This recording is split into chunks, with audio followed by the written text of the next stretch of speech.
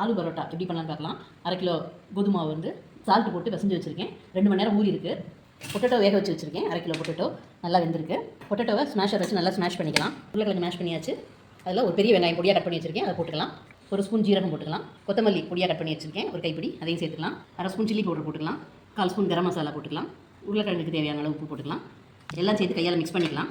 உருளைக்கிழங்கு வெங்காயம்லாம் சேர்த்து இந்த மாதிரி உருட்டி வச்சுருக்கேன். இப்போ கோதுமை மாவு எடுத்துக்கலாம். சப்பாத்தி எடுத்துக்கலாம்.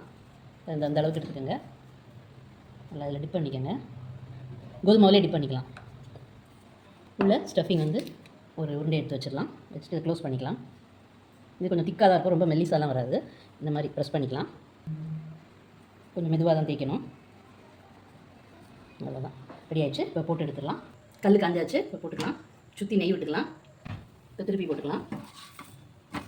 இந்த பக்கமாக கொஞ்சம் நெய் விட்டுக்கலாம். 2 பக்கமும் நல்லா வெந்தாச்சு. ஸ்டஃப்டு ஆலு பரோட்டா சூப்பராக ரெடி ஆயிடுச்சு.